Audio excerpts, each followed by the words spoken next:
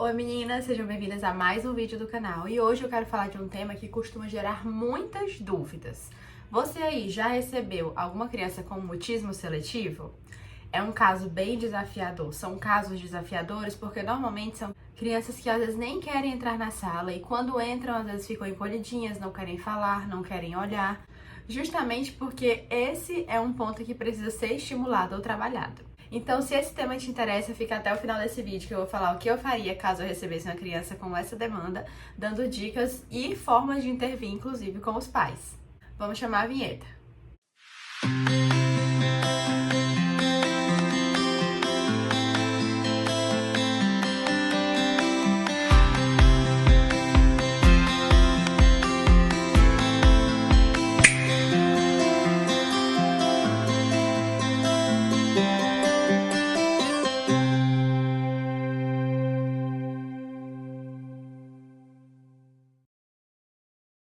E antes de começar o vídeo, queria te pedir para não esquecer de curtir, se inscrever e ativar o sininho, que toda semana a gente tem vídeo novo aqui no canal e a nossa conta tá caminhando aos pouquinhos, mais crescendo com uma comunidade de pessoas que tá sendo muito legal. Então, não esquece de fazer isso.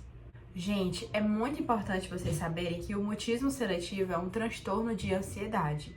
Então, a criança costuma falar com pessoas de confiança, como pais ou cuidadores mais próximos, mas em outros ambientes, como escola, aniversários e até mesmo no consultório, ela meio que trava, ela não consegue falar ou interagir ali verbalmente com outras pessoas no ambiente. E ela faz isso não porque ela quer, mas porque esse comportamento é reforçado negativamente. Vocês lembram como é que funciona o reforço negativo? Eu vou dar um exemplo aqui mais geral para vocês entenderem. Um comportamento mantido por reforço negativo acontece quando a gente tem ali uma consequência que ajuda a evitar algo que é desconfortável pra gente. Então, por exemplo, estou sentindo dor de cabeça. A dor é um estímulo, algo que me incomoda. Sentir dor é muito ruim. Então eu vou lá e tomo um remédio. O remédio ajuda a aliviar ou mesmo tirar os sintomas de dor. Então, toda essa cadeia de comportamento, de eu sentir dor, tomar o remédio e ficar aliviada, foi uma cadeia que a gente chama de reforço negativo. Por quê? Porque houve um alívio daquilo que estava me incomodando. Então, o meu comportamento de tomar o remédio retirou ali daquela situação a dor que eu estava sentindo.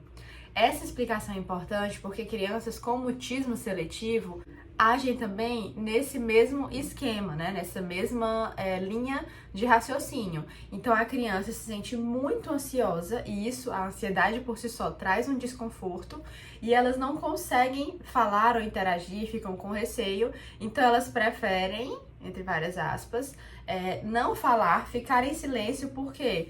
Porque aquilo já elimina as prováveis, enfim, situações ali ansiosas que elas podem imaginar ou pensar a respeito de uma interação social. Então é como se o ficar em silêncio fosse, assim, o meu remédio para não sentir mais aquela dor de cabeça. Então, eu vou ficar em silêncio, não vou falar nada, então aquela interação social que pode ser ruim ou negativa, ou que pode, enfim, acontecer algo que me incomoda, ela não vai acontecer. Por quê? Porque eu não estou falando, eu não estou interagindo. Entenderam? E por que essa explicação foi tão importante? Porque o nosso objetivo na terapia comportamental é justamente quebrar esses ciclos de evitação e mostrar para a criança que a interação ela pode ser segura e agradável. Então é como se você fosse quebrar aí esse esquema, esse ciclo, e para isso a criança precisa ter provas de que isso realmente acontece.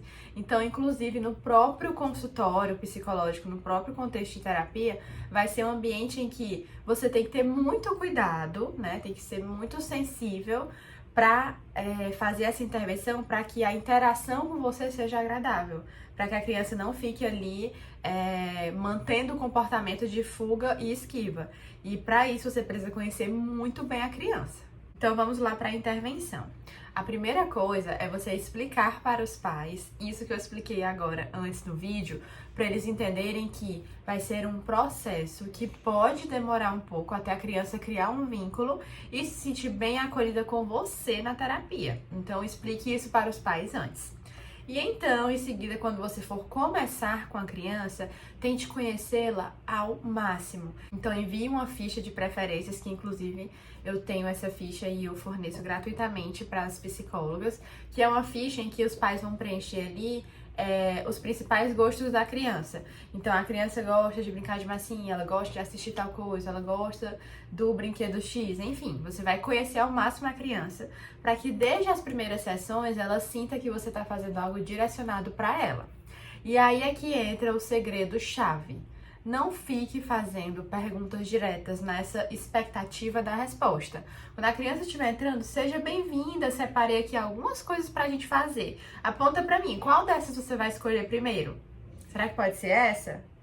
Assim ou não? Entendeu? Então você vai dando alternativas que não seja ali o comportamento verbal, né, de falar. Porque o comportamento verbal é bem mais amplo do que só a fala. Mas o comportamento de se comunicar. Entendeu? Então a criança ela precisa estabelecer ali com você um ambiente e entender que esse ambiente é um ambiente seguro em que ela pode se expressar. Então nada de ficar fazendo chuvas de perguntas logo no primeiro atendimento ou nos seguintes. Então você já sabe o que fazer e falar para os pais nesse primeiro momento.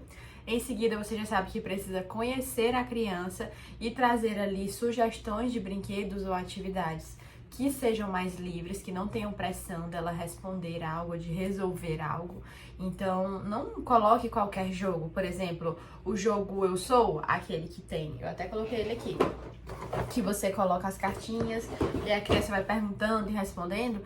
Esse é um jogo que para as primeiras sessões ele pode ser um pouco complicado, porque a criança precisa ali se comunicar com você ou falar de alguma forma. Então você pode ir colocando mais pra frente esses jogos que na brincadeira ela vai precisar falar, mas no começo coloque ali bonequinhos, massinhas, coisas que vocês consigam brincar sem se comunicar tanto. Ao passo em que você vai ali inserindo essas brincadeiras e deixando a criança mais confortável, você precisa lembrar que aquele comportamento é um comportamento de evitação ou fuga por conta do estímulo aversivo, que é a interação social. Então ela evita falar, lembre-se, para evitar esse desconforto da interação. Então você precisa aos pouquinhos ir modelando e dessensibilizando. Então vocês já estão ali com brinquedos que não precisa falar muito. Faz um bolinho de massinha, brinca de cupcake, enfim. Então você pode ir olhando para o seu consultório e vendo um plano, um esquema de evolução de brincadeiras. Então vamos começar aqui com brinquedos que não exigem muito. Depois a gente vai partir para algumas brincadeiras que exigem algum tipo de resposta mais curta, sim ou não, ou certo ou errado. Em seguida, você vai ampliando, entendeu? Então, por meio da brincadeira, você vai conseguindo evoluir. Colocar atividades diretas, como por exemplo, vamos me dizer como foi a sua semana, como foi na escola, o que você mais gosta ou não gosta em você mesma, que normalmente são atividades que a gente faz no começo da sessão, no começo dos processos terapêuticos, não vão provavelmente funcionar com crianças com mutismo seletivo, porque a resposta é uma barreira. Então vocês precisam criar, né? Eu, se recebesse uma criança hoje, novamente, já tive alguns casos, eu faria isso. Eu olharia para o que a criança já gosta e ali eu tentaria incentivar a brincadeira a partir de um esquema de evolução de fala dentro do brincar. A partir do momento que você percebe que a criança já está mais confortável, que já está verbalizando algumas coisas, comece o treino de autorregulação emocional, né? Vá ali explicando para a criança que às vezes tem situações que nos incomodam, que nos deixam mais ansiosos ou que fazem a gente ficar mais nervosos. Explique para ela que você vai ali treinar junto algumas coisas que ajudam a acalmar. E também faça aquela atividade para investigar o que é que a criança gosta, que deixa ela calma e feliz e tranquila, né? Então, comidas, brinquedos ou objetos de apoio, enfim, coisas que deixam a criança mais tranquila. Então, o primeiro passo é deixar a criança mais confortável e estimular gradualmente a fala na sessão. Quando isso já estiver estabelecido, você vai partir para a autorregulação emocional, ou seja, ensinar estratégias diante disso. E a última vai ser a exposição em outros ambientes. E para fazer essa última etapa, que é a exposição em outros ambientes, você vai precisar da ajuda da escola e da família. Como? Você vai precisar, obviamente, fazer orientações parentais, inclusive explicando todo esse passo a passo, esse processo terapêutico. E na escola, você vai montar um esquema. Então, você vai perguntar o que ela já faz ou ele já faz para se comunicar. Ele aponta, pega ou segue instruções, como funciona, né? Então, você vai ali estabelecer próximos passos a partir do ponto que a criança já está na escola. Então, por exemplo, a criança consegue dar tchau para os colegas, né? Ou dizer um oi assim. Então, é esse comportamento que a escola deve estimular até o próximo passo. E aí a gente vai realmente por dessensibilização sistemática.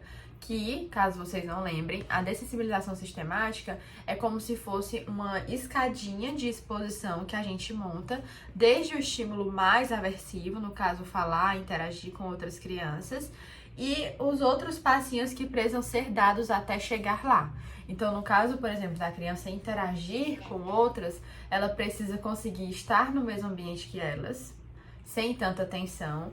Ela deve conseguir fazer gestos de oi ou tchau, né? Esse seria o próximo passinho na escada.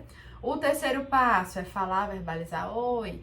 O quarto, como é o seu nome? O quinto, posso brincar? Enfim, então você vai montar essa escadinha junto com a escola, como se fosse realmente um plano de intervenção para dessensibilizar a criança e fazer com que ela se habitue, ou seja, não evite ou não fuja mais de situações que são aversivas no sentido social, né? No sentido de interações sociais.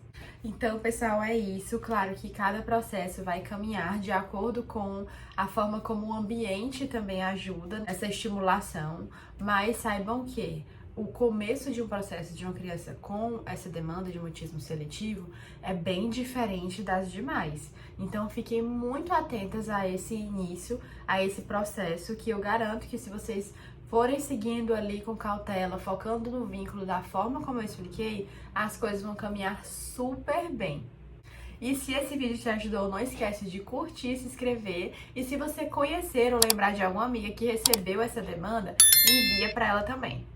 Ah, e não esquece de colocar aqui nos comentários sugestões de vídeos ou temas que vocês têm dúvidas e gostariam que eu falasse. Você pode mandar aqui ou lá no Instagram, @psivalescaromão, que eu também olho todas as mensagens por lá.